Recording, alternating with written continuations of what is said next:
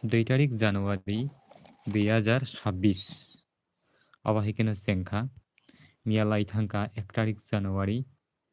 2026 एबा 2026 ओंखाय केसिफाइ सुपारसेल no tui सोंथिनि साइमान लायनाय केसिफाइ सुपारसेल माने abo bawahai baksa baksa sungo ano dara nini dogana tong aptirok sungo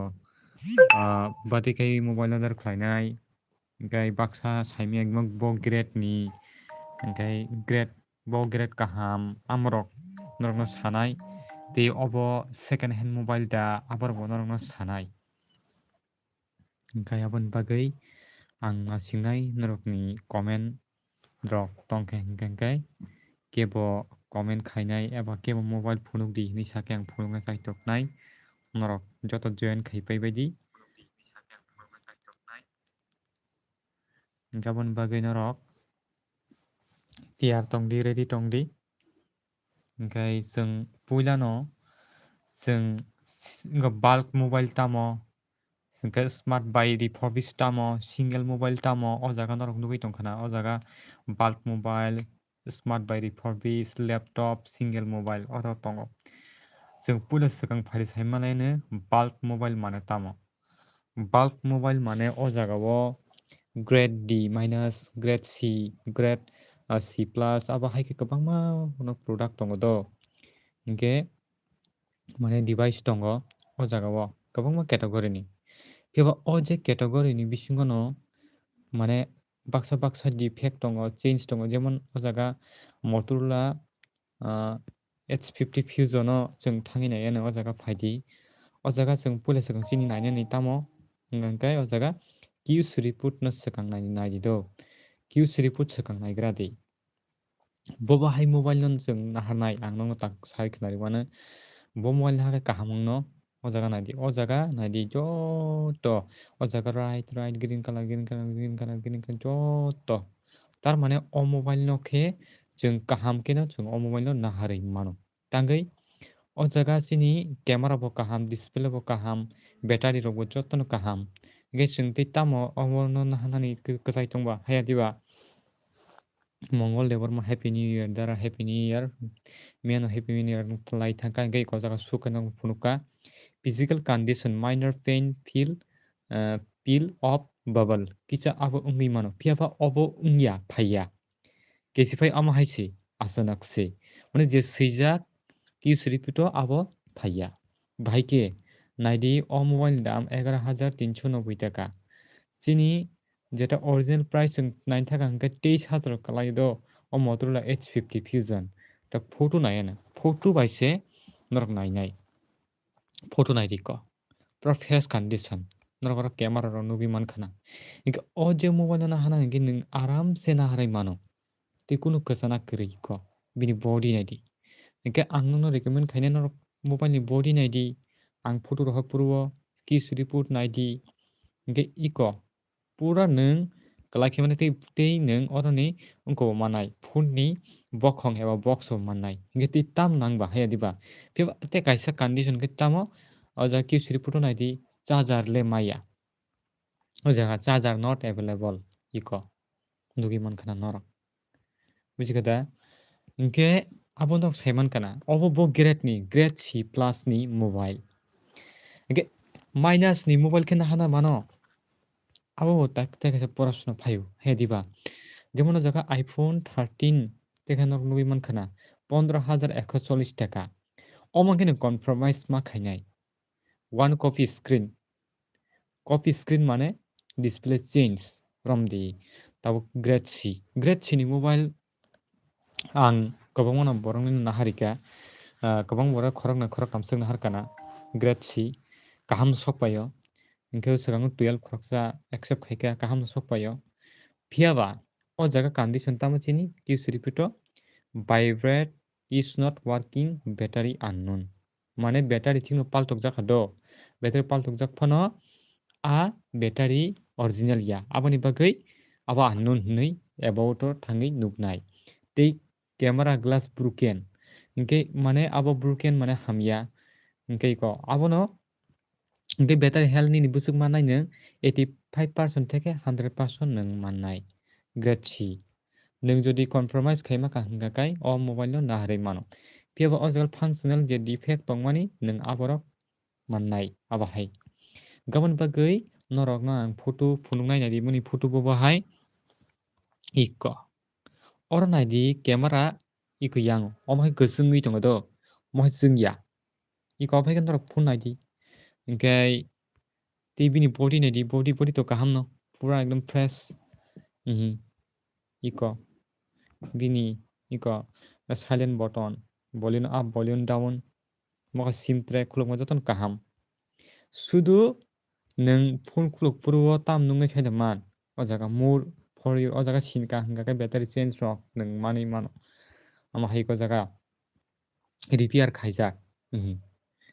Repair khaijak phiaba nung o mobile no hada man ang nongno tak sanai o mobile no nung nahari mano. O jaga battery change wngkha do haifano finish repair o jaga repair sinji kangkhe no obo kamai thango. Congratulations available. Tar mane mo Apple authorized ni hoite thepajakha. O je display hingkai Apple authorized ni hoite thepajak ni bagui unknown phaio. Bijikata. Hingka aboni bagui nung jodi nini budget kom hingka opono nahari mano ulo nung display thepana kai thepai mano abo haita. Nung bujikana etak phai grade D minus ni. Thajing phunukma khai chung grade C. Grade D minus ni ke bobo hai condition phunungnai. Jemon nai di o jaga screen nini tamungnai color spot tongi mano. Line ok tongi mano. Hingkai phone camera. Bwsakangni camera blur ngi mano. Battery ba unknown, battery health ba unknown. Loss screen ngi mano. Mane screen asuk nangyata. Glass panel damage ngi mano. Gabon bagi noro grade D minus rok no nahaya tongkhe chanai. Iko. Nung jodi swnamui tuinani hingka kaiba nahari mano. Iko. Bujikha oboni condition. Aboni bagui no ang bar no sago keys report naidi. Keys report naidi.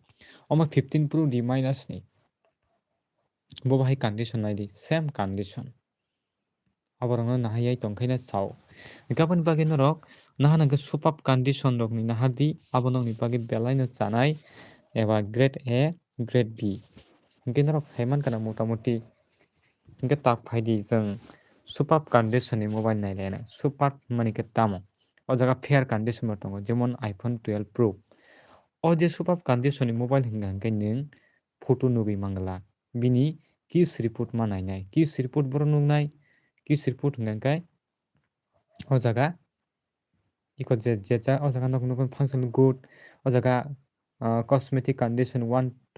থেকে 2 scratches no den disclosure o jaga nukhana price 50 to 20% discount nung mannai warranty 6 month warranty mannai ama hai. Tamukha iPhone 12 phunugi dara grade B minus ni. Okay. Nogenok mo 15 Pro nongno phunugui tongo. Engko 12 Pro, 15 Pro, 12 Pro Max. Nahari mano abo mukum tuti naha mano superb condition ni. Hingkai khoroksa takuk saka jeta grade B minus ni iPhone 12. Iko grade B minus ni iPhone 12. Iko. Naine di o jaga Apple iPhone 12 4GB to 56GB mannai. Bwsuk bini price 18,460 taka. Nini wngui thangano CU recharge soho ama hai 20,000. Bijikata sorry 19,000. Hingke oponi warranty ganang na hanang ko 17,841 taka. Mokai 64GB do phiaba mokai guarantee krui 2 din return policy ko 2 din. Mane nung sticker nung jefru phone manano apurwo a sticker no ta khulukdi. Ama haita. Hingke bini keys report nailen phadi oro 1 2 3 4 prokar device tongo. Bo device butui defect tong swngnai nailen phadi. Hingka o device naidi do ang nongno recommend khaina norok jodi phone na hana hingka kai ang jefru nongno photo ro horan norok kana sanka hingka kai. Oti battery mo service ganang nahari mano do abo kunungya abo 80% থেকে 80% থেকে 85% battery health manai charger not available major dents major minor scratch box not available opti ahai photo buiton di norok obo hai phone aram se nahari mano nongbai kuno abo defect kuno problem phaigla ingei komabo same condition phiaba o jaga minor pain feel o jaga bo bubble lock tongi mano abo tana hadi ama hai sahil debbarma iPhone 17 o jaga o available koriko ingei akhuk nukhana nung je iPhone 12 64GB khai busuk C+ okay C+ ang phunugiri nai ungo koriko to C+ iko Grade C+ nung nugi makhana screen o naitongdi 15,070 taka 64GB phiaba o jaga bini keys report chung nongno phunuglogana haina hainai keys report naidi iko pura mobile nung aram se nahari mano ihi India ni mobile heavy scratches charger not available phiaba o jaga condition di physical condition ke glass panel damage abo kubuino damage nung mannai bolte back panel jeta tongmani abo damage mannai hingke aboni bagi nung o je device no khai nahaya tongkhai nini chanai tangai nini khoroso nung thanai aboni bagi je glass panel damage swijak no khai nahaya avoid khaidi ama haita gabon bai grade B minus grade B aporokana harmano grade C na harimano ike o jaga o hi obole na harimano obona harimano iko muna harimano o jaga o ama haita ingkai te kaisa o jaga box ganang na hana hingka kai 11 month iko 15,870 taka nangnai aba haita nog nugi mankhana ingkai ang ani Oppo bai nongno phunugui tongo ingkai norok nugui mankhana o jaga o hihi Oppo norok nahari mano iko hihi mo norok nahari mano hingke nugui mankhana jodi order khlaina hingka kai norok ani go phaidi WhatsApp o phaidi hingke norok order khaimano norokni delivery COD charge 500 taka nangnai mane 20,000 ni je mobile hakai ayang 20,000 ni gobang ayang ona harkang kai mane 600 taka charge nangnai tangai hingka kai COD charge gobang chwng maru hingke grade D na hana man gana oro sungui tokana tang photo ko nugya hanai photo o je single mobile o photo nugya bulk mobile o hingkai nugo angano hajin condition phunurika super bulk single mobile iko ama haita takaisa borok phaika 13 minute phunukla 13 minute okay 13 minute to tongnai gana iPhone 13 mini 13 minute tongo grade B minus ni apps ni mung hingka kesipai supercell norok obo price nugya tangai angmo pass paijak hingke norok jodi naina muchungo hingka norok ah jaga pass ma painai pass bo somosi paimia aroni bagui nung tamhinani certificate business certificate upload ma khlainai pan card aadhar card upload ma khlainai hingke ah jaga o borok no verify khainai nini kubu kubu dogan no tong dogan nung photo rok ma phunugo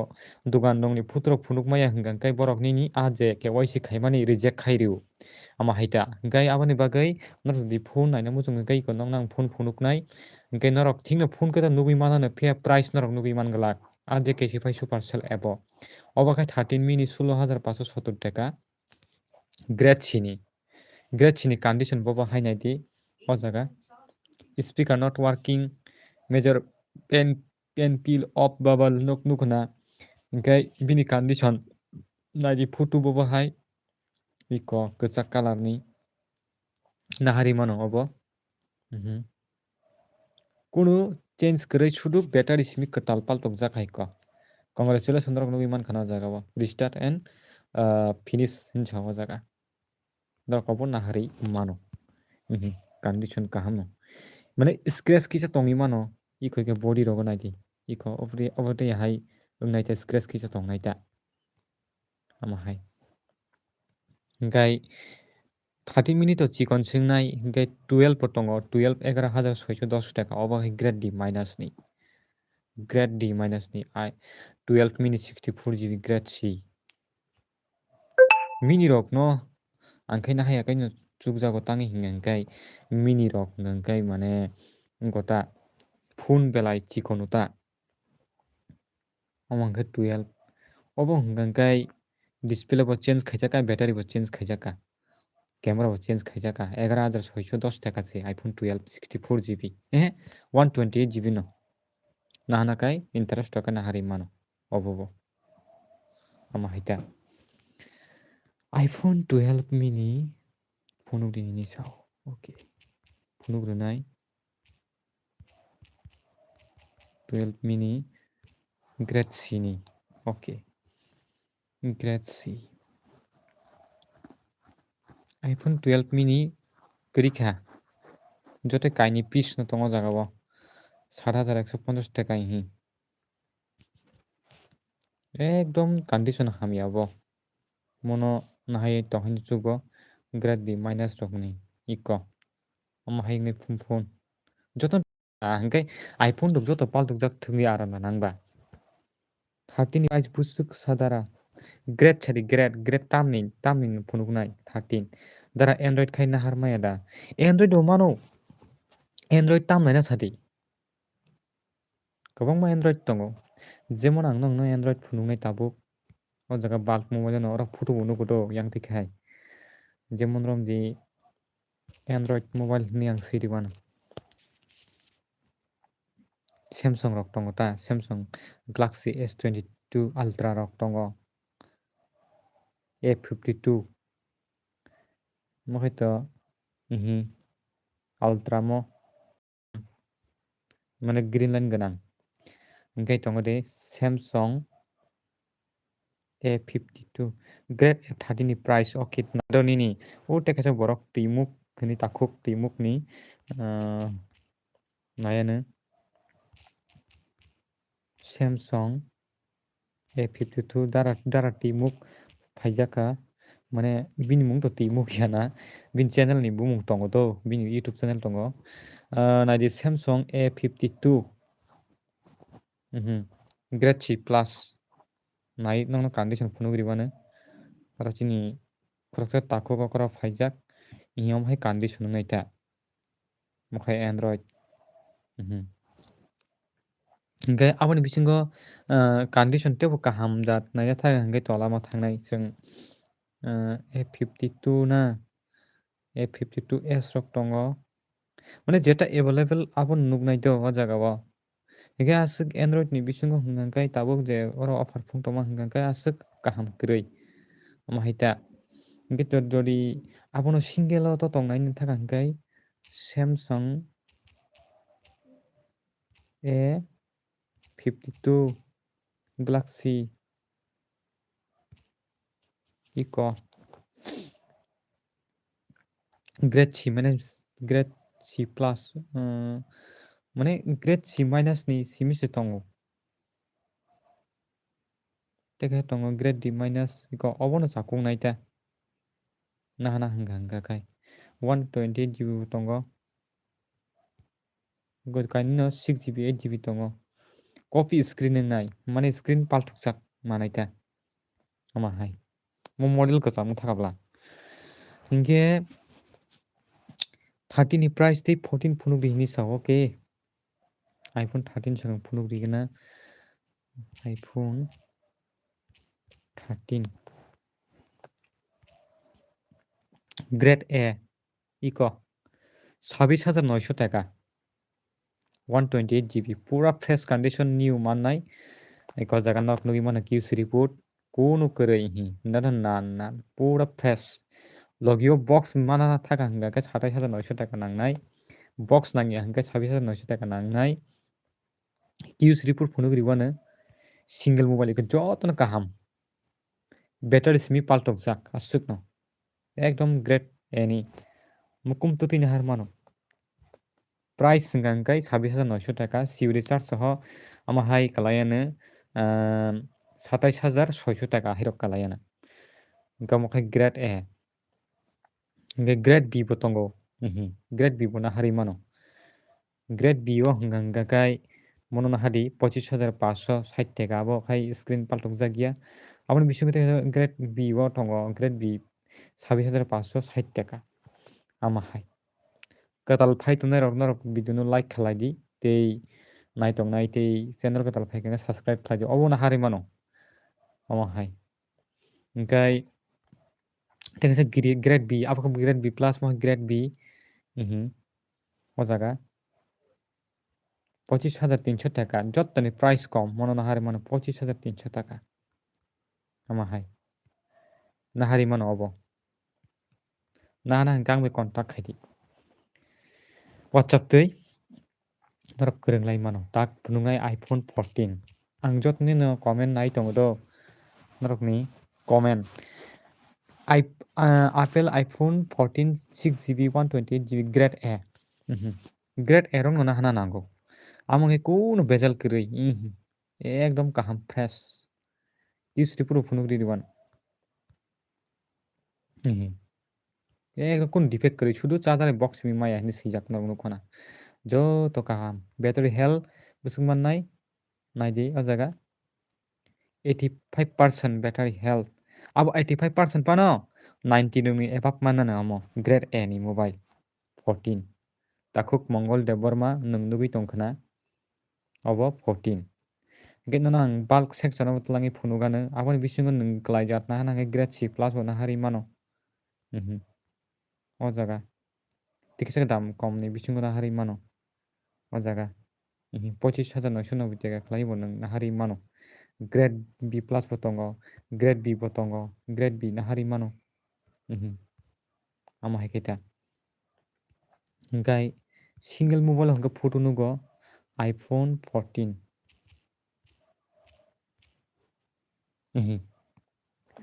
mukhai B plus 27,600 টাকা condition nangno phunukano photo naina di ekdom fresh condition iko nugi mankhana norok iko hingkai battery simi change tei joto all okay use report naidi oma hai kene chung mobile order io naiui kaham no phaio ama hai keri mani nodi nangkha hingka kai ang like ri tonika tei grade B bo tongo tabuk piece kwbangma available grade 14 ni himok white color je hamjaknai rok nahari mano oro khai শুধু display paltokjaka phiaba mo display bwtui mo local ya phiaba apple authorized no hoite paltokjago amtui hingkha congratulation available hinui tongo hingke nung jephru mo restart and finish o sinkang mani no phone switch off wngnai teisa on wngnai afur hingkai obo je tin nukjaklak de nukjak tongmani ama haita hingkai use report naidi bini bwtui iko nahari mano শুধু mokhai display simi change khlaijak kha ama haita oro o jotono swijak tong kono bezal kwrwi ama hai hingkai ang nokno phunukgwi mano tapusuk jora tei koijono borok rok mobile order khlaika tikomo miyao 14 pro order khlaimani grade C plus ni 39,284 টাকা obo bujiga hingkai tei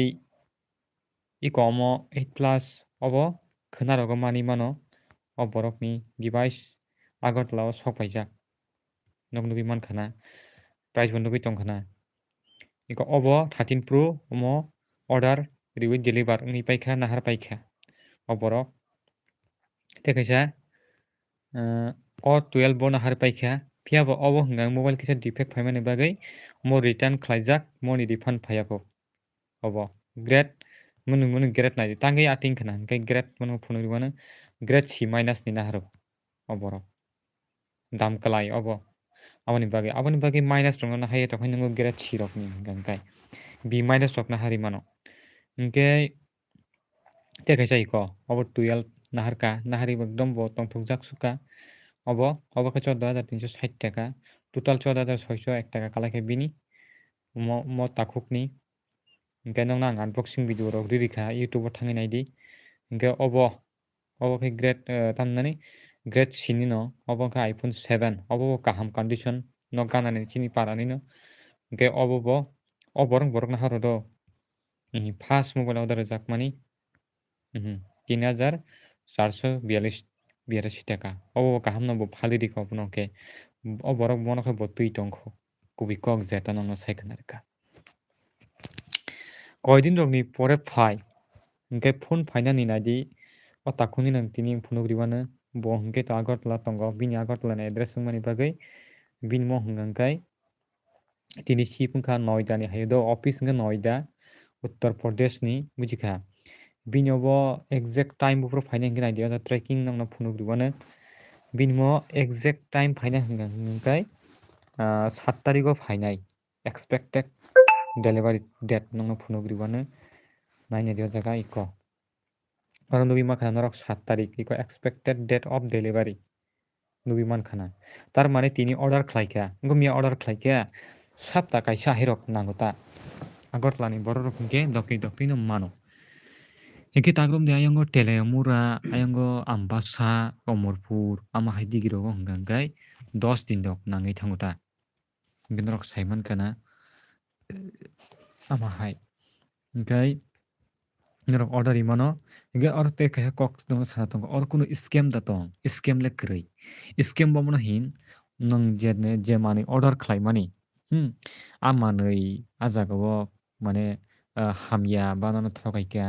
e aborono khai scam hino ba hamya phaipano nini return rang malia abono khai scam hino phiaba o jaga hamya tagrom di nung mobile order khlaika ekdom good condition phiaba sok paika jemon rom di mobile kwbai rok aboroni hingke return tongo wanna kwrui aba hai ba nung kaham fresh rimas se mobile kwthi phano phaika aboni bo return tongo 2 din return policy hingke phiaba o je warranty ganang iko mokhai warranty ja do 6 month warranty hingkangka iko mane 6 month ni bisingo nung borok no iko 180 din return khainani bagui borok policy tonibo iko aboni bagui norok nang recommend khainai norok superb good condition fair condition aborok ni mobile naharkai norok asuk depression no thangna kwrui hamirok phaibota hingke emne khe super condition mobile ko ni hamya phaigla kaham no phaio grade hisabe mobile na hana hingkai grade A grade B minus grade B plus grade C ang asung recommend khainai tei ang grade D ni kheto kemna na hariya ko hingke ang asungno koinai norok no o je ang je samani grade ni bisingo norok na hana chesta khaidi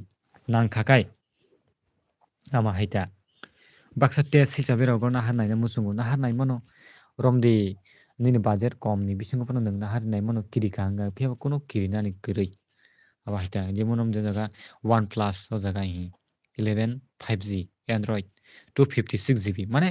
ang ko wana jago do o je kesi pai super selo je mane stress bo kabang kabang ribo mane obo khai nung ni ji ma sanam nai mobile grade D ni je mobile rok ngaita asuk fresh phaya grade C rogo hangke motamoti kaham no phayo ang khaching no 12 phone ka unboxing jeta mane a video dajak tongo ani YouTube channel no thangui nai di ang description ri nai link abo bo grade C ni mobile kaham no mankha ama haita hingke nung budget kom ekdom 2,500 ni bisingo bai ko mobile tong kriya nini je budget a budget ni mobile nung mannai mokho Oppo o mobile o nahar mantai ko second hand singge hingke omo D minus ni bai scratch kaba mangnai ta 14 Pro ko dekha tongo 33,990 টাকা যারা পুরো mobile হামজাক নাই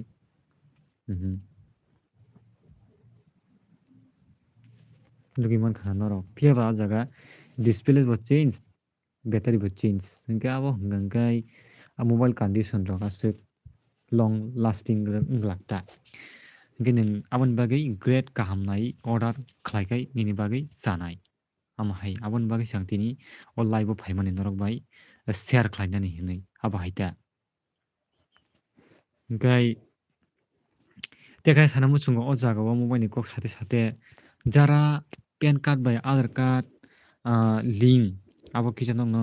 sai khnari chumanu link tapkhana khayo kongke norok pan card je jara tongnai rok norok link khai pai do pan card bai aadhar card ni kisa pan card link ni bagui norok ang nokno video rijak tong i filing o thangya kanui norok aro thangai Mane PAN card ba Aadhaar card link khaipadi income tax thangya kanai daki takbo time tongkho norok aro thangoi bobo haike link khainai nai tongi do live norok phunugui riwani mane phone ni phunuk no phunugui marika o jaga thiri dota sindi o humo sindi sinka hangkai pulis sikang nang check khainai di nini Aadhaar card ba mobile number link tongna bagi o jaga thangnai thangka hangkai o jaga o do norok nang sabane mobile loading tongkho o jaga nini PAN card rwnai o jaga Aadhaar card number rwnai rwka hangka kaino nini a jaga link a jaga link o nang sindrini link status sindi kangaino bio link o nini abo link da link ya nang nugui thangnai ama haita iPhone 15 phunuk din chau phunuknai ang oro mane phunukjak ungtongkha no te kaisa baksa borok rok PAN card norok ke PAN card pass khalamni do phunuknai do ang 15 phunuknai nang wait khe tongdi norok baksa PAN card ke apply khaichu jemon e filing o bo PAN card apply khaimano do ama haika norok PAN card apply ta khaidi Aadhaar basis ta amti hingang kai nung next time o hinga kai te waisa PAN card physical ma sanamnai tangoi abo nini amo one time PAN card chingo jemon rom dio jaga PAN card instant PAN o thangoi baksa PAN card gari rok painani ba je kuno scooty rok na hana bike rok na hana rok nei kam nangai ta apti khaino na dukandar phano phat khlai PAN card sanamsiu pheba nang recommend khainai norok yang tei PAN card ta slati oro nini phada ni bungbo phailak hingkai aboni bagoi tei nini signature bo phailak ang norok no recommend khainai norok jodi PAN card nokotong tini tak salamano norok UTI salamdi eba khe norok NSDL tei PAN card sanamdi apti hingke norok ni bagoi kaham wngnai jaga online PAN o thangya kanai ang just process phunubi boto o jaga thangya kanai norok PAN card ma sanamnai bobo haike o jaga nini new PAN correction bo tongo o jaga doi change correction o new PAN o thangoi o jaga individual CD o jaga o kwbangma amtui organization rok ni bagui bo PAN card salamano do oro Sri Srimati riwui Kumari khe Kumari riwui mane sikla khe sikla riwui o jaga Aadhaar card number rok riwui kanai thangnai khe next khaithaka hangka kai nung nini option manui a jaga photo rok upload khai signature rok upload khaya kanai pheba o process khaina bagui Aadhaar card bai mobile number link ma tongo link kwri khe nung yang tui PAN card sanamaya hingka nung CHC apti hai rogo thangoi nung ma sanamnai nini video naiui angle khai paikha dara Aadhaar PAN card hambai hingkai tako khoroksa tabuk chini mobile o chung thanglai bunai hayada chung 15 ID ni sakaba hingke norok no ang abo kisa nog no mane just bujugri kha khlai norok buji kanai 15 superb condition ni phunugan 15 to tekisa mobile dam ni ble 15 pro je tongmani abono phainai do tabuk ungkhepe o new year ni borok o stock o dayangui tongkha kwbangma new year ni swkang December rogo kwbangma stock tongmani phebo tabuk hingke stock o 15 se nukliya ama haita hingke jephuru nog video nai tongi takhok nung 15 hamjaka hingka kai 15 bo phainai single o thangana single o ang nangno phunugui rwnai jara laptop nanai student rok phano wngkha norok jora interest tok hingke laptop bo naharui mano budget bisi nangya 25 20 15K rok bisi nangmani ko 15 nugui mankha na oron bisingo ang no suggest khainai sai manna hana bagui grade C+ naharui mano 15 phiaba bini condition naigradi Qs report phunugui riban ikko 100% battery health mannai condition glass panel kisa damage tongi mano phiaba bo grade ni grade C+ 256GB phiaba mo nung grade B+ ni hingke buti hai mannai naidi no QC report box bo manai do hingkai naidi o jaga 128 hingke to asuk wngya iko o mobile nung naharui mano ang sao nung jodi nahana hingke o mobile grade B+ nahadi nini total thangkhlainai 41,070 taka plus 600 taka 41,670 taka COD charge soho nahana hingkai nung o 15 naharui mano phiaba o single mobile hingke photo nugya QC report nai nung order ma khlainai ahita bujika hingkai o jaga nung mobile ni highlight nai mano o mobile bo color phaino aborok joto nai mano o jaga o nai mano o jaga nung mobile ni condition bo hai joto rijak tongo o mobile amo haita pink color o mobile pink color phainai amo haita single mobile khe hamtui haike order yu hingke tei kaisa tongo o jaga grade C minus ni bo tongo 21160 taka 128 GB phiaba obo condition hingke asuk hamglak screen copy tongnai copy screen sara hingka hingke 24890 hingke Q Shriput ni naika hingke copy de copy asung saimangnai do taromdi o jaga tam condition phaiman o jaga minor scratch wifi bo wngya bluetooth wngya camera unknown loose panel major scratch box not available charger not available hingke oro functional o jaga sini nangkuk mani haya diba wifi se connect wngya phu bluetooth bo working ya phu camera bo wngya phu da o mobile nang na haya no chugo amon cheleni kubuni model na hakai chugo ta ama hai hingke 15 plus tongo grade A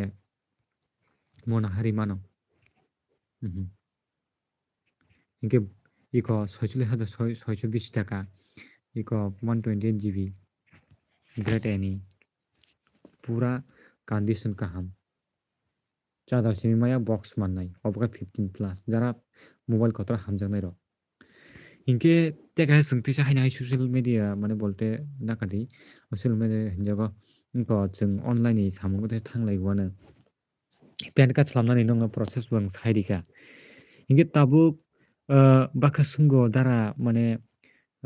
PRTC ST ama hairok online ti khaidaman online ti PRTC ST norok khlaimia tangoi nongni ID tonglak hingke chungni ko chini CHC ID tongo hingke chung yangtui chung khaimano o jaga chung login khaya kanai chung khaimano hingke CHC ID na hanan bagui tabuk terms and condition tamungkha jeta IIBF certificate nango hingka kai tamnani pan card card nango no hingka kai te kaisa police verification nango abo hairok apte haike CHC ID na hari mano hingkai ang oro nongno live nongno phunukglak tangi hingka ang tabuk o jaga ani ID rok togoi rikai passport togoi rikai abo bedal tongo hingkaboni bagui ang nongno phunuklaia next video no phunukgano PRTC ST bo haike khlai abo phunukgano hingke baka sungo marriage certificate khe khlaidaman marriage certificate bo khlai mano haipano je SDM office o aboni approval mana haro jodi borok approval rika hingkai khaimano phiaba option le tongo CHC ni phaida abono hingke kwbangma samung oyang norok khlai mano jara income khaina muchungnai social media bai norok CHC ID khe nongni bagui belai no nangnai abo haita hingkai norok saiman kana phone ni condition phunukte ang nongno abo hairokbo phunugui dibo hingke norok jodi nangkha hingkai norok nahari mano nongni bagui ani WhatsApp open khola tongo ang kemno reply riya tongya je driving license ni phunukwa Samsung F15 rok tongo do jara Samsung model hamjaknai rok kwbangma tongo model kwbangma tongo agini model Z2 1980 simo Z2 mobile Samsung ni Z2 onek kaham black mobile agini model rok tongo ta o jaga birth certificate khai swnamdaman birth certificate bo swnam do phiaba birth certificate swnamnani bagui hingka hingkai bumani kaisa certificate proof nango ang next video nongno phunukgano abo bo haike birth certificate swnamnai ang swnamto phunukglak nongno process phunugrwnai abo haita driving license bo haike khlai hinjao do driving license bo chung apply khaimano learner license ni bagui bo haike nongno phunugriban do ang tini o jaga onek topic wngui thangkha ano chungo takhuk Sahil Dev Burma where are you from I am from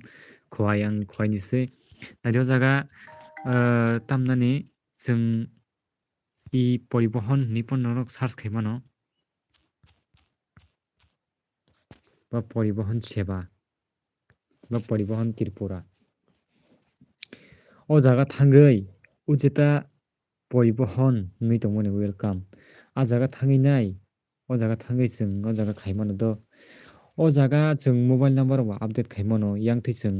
lana license rok bo chwng o jaga chwng khlai mano norok o website o thangya kanui norok khaimano do bobo hai khainai hingka hingkhe mode o jaga thirijato thangdi o jaga online service tongo kwbangma tongo o jagao mane desktop bai hingkhe nog teibo kaham khe phunukma mobile bai hingkhe ang kaham khe phunukmaya iko jaga driving license related tongo amahai iko jaga o jaga nung plasang tamkhainai nini state select khaidi Tripura select khaika hingka hingkhe o jaga tamo lana license ni bagui apply tei driving license bagui apply lana license nung tak khlaini thaka hingkhe o jaga continue khaidi continue khaika hingka hingkhe o jaga nini category select khaidi bujikhe o jaga general ridi hingkhe o jaga sao application does not hold any driving learner license in India application hold driving license application holds learner license hingkhe o jaga o does not hold mane bini driving license learner license kwrui kho abono marinai hingkhe fresh khaidi o jaga nini jemon mobile number rwnai o jaga jemon ang just nungno phungna bagui ani mobile number o jaga abo hai khe togui rinai togui rikha captcha code fill khaidi o jaga amo hai khai ta phiaba nung RTO officially nung deske pono visit ma khainai oro OTP rwnai do nakandi o jaga captcha code chaya kho nogno naidi ang tini phone phunukta se nogno bahai phunukma tongsio iko ba hai khe OTP o jaga phainai do naidi OTP phaikha OTP phaikha sini OTP tamo nainai gana OTP hingkai OTP hingkai 300103 OTP phaikha sini 300103 captcha code naidi o jaga mo captcha code no swiimaya o jaga wngna WAC1 oni yagle H o jaga terms and condition box click khaidi submit khaidi yakho captcha code chayakho omo hai captcha code no sarinani kok tukjago ang hingkhe aboni yagulo hingkhe submit thangka hingka naidi o jaga do nini RTO office select khaidi o jaga naidi Sipahijola Dolai Gumoti Khowai West Tripura South Tripura Unukuti North Tripura hingkhe chabuk di ang to khowai ni borok ba o jaga khowai rwnai hingkhe aboni yagulo o jaga pin code o jaga phainai do ang khowai ni RTO select khaikha select khaiui o jaga tamkhainai name sidi o jaga first name jemon ani bumung o jaga sika do hingkhe o jaga ani deborma sike title father sike aro father mung swinai hingkhe aboni yagulo last name swinai hingkhe o jaga male swinai o jaga date of birth swinai amokhe swinai tong do ang nungno just phunukha hingkhe o jaga nung bushuk porikha abo hai swidi ta o jaga hingkhe o jaga nung swidi 12 haikhe 12 pass hingkhe amo haikhe swiui blood group nini tamo abo haikhe swidi nini blood group tamo jemon romdi ani blood group AB plus phano wngkha hingkhe o jaga address sidi abo haikhe swithangdi hingkhe o jaga permanent address bo sano hingkhe abo haikhe rewui kanui o jaga swngbo do motorcycle without gear o jaga tamo nini oro noko nung mane koi chakka rokni bagui swlamnani o jaga ta tikmark khaiya kanui rewui o jaga tei thangya kanui submit khaina nangnai ang nungno next video o phunuknai tangi hingkha o jagao fill khe tongnani mane nijini family ni joto bumung rok nango hingkhe ang oro fill khai phunukliya lana license bo tiklai abo jotono khaimano tei license bai apply khaimano norok niji try khe naimano amo haita hingkhe haina hai chini topic o kifil phaibanai chwng jeta mobile o chwng teisa haina hai phaikha mono last chini je tini live wngnai hingkhe laptop jara laptop hamjaknai ang nogno swkango phunugo laptop kwbangma category tongo jemon 2500 jat surun tongo 4000 jat bo tongo piba o je 4000 jat 2500 jat go laptop bo hai tabuk nong nang dut ka dut pani ka pani phunugui riwana naini di Q3 put naiti plesaka o laptop nungna hanani joggota or touchpad wifi not ngya webcam bo ngya minor scratch phainai crack damage phainai ginning obo haino nungna hanai rangkibui takning thaniu depend khayo inke ang nongno oroni bisingo bomno recommend khaina saidaman tongo de second hand ni bitoro hingkangkai jemon iko 14000 jat grade C morok nungna hari mano oro sao battery working fine with graphic card silver color tak photo jeng nainai photo nung obono hari mano iko condition bini naidi iko SP nungna hari mano obo dam komni bitoro dam komni bisingo nung obono nahari mano Q3 put naigra di obono hana swkang Q3 put swkang jeng manainai iko hingkai obo nung nahari mano dam khe bwswk 14592 taka 256 GB gaboni bisingo ang nono suggest khainai laptop rok no hingkai norok kwtal nahar mano chao ama haita o jaga kwlai ni bisingo manthakai chao jemon Dell o jaga o 1 TB 8 GB hingkai o jaga battery not working battery se kam khaya bung hingkai anga laptop no nahalile tam khainai ama haita gabon bagui nong nang recommend khanai norok yang tui dam kalai ni bisingo tan hadi nana hingke grade B minus rok ni nahari mano hingkai eba norok ani bisingo jemon price tebo kwbangma tongo price kaisa nukha 28000 gaming laptop obo 512 GB SSD hingkai grade ni speaker phiaba chaya hinchao speaker not working USB bo not working tar mane moba haino hai salamna nangthango ama haita hingkai ang nongno recommend khaiglak yang tui laptop paidi hinui interest ko nong nahari mano abo haita hingkai phone hingke to nahari mano abo nong nang saka grade A grade B grade B minus grade B plus C abo tirok nahari mano ang nongno swakango sao tabuo sao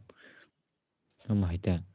hingke te kaisa nung oyang tui mobile kwbangma order khlai nung dugan bo chengui mano second hand nung mobile swnamui phalui nung income khai mano kesipai super sell tui interest toka hingkakai mok mobile rok nahar manta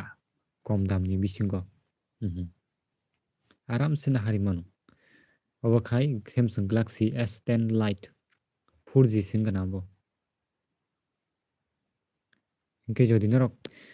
interest toka hingkakai norok phaidi ani WhatsApp o angbai kwrwngdi hingkai COD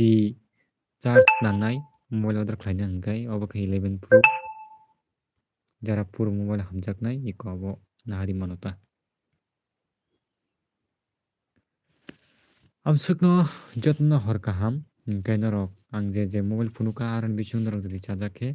norok angbai WhatsApp o phaidi kwrwnglai di hingkai norok nahar mano kunu scam kwrui hingkai mobile defect phaibo Q3 photo swijak bade phaika hingkai nung abo return nahar manai return bo mannai return mannani sapta kaisa rok nango hingkai obo 11 soft of condition ni mobile obo nung mukum tui no nahari mano jara 11 mobile hamjaknai rok hingkai 15 available ase kwrwikho bulb mobile o jefuru 15 phaio anga furu live phainai jara 15 hamjaknai rok norok aboni bagui channel o subscribe khlai tondi 15 kwrwikho mane grade kaham ni bisingo tongo ta hingkai jemon dam kom ni bisingo hingkakhe 15 kwrwi plus pro rok hai tongo norok nugui mankha o jaga plus rok tongo pro rok tongo screen copy morok tongo abo haita hingkai ang next year rogo pro rok nahanani bagui target no mane kesipai super sell tui no ang norok nahari phunuknai amahai puro model ang bo hamjago tinta camera mane smooth game rok thona bo smooth ungui tongo ni bui saba mahaita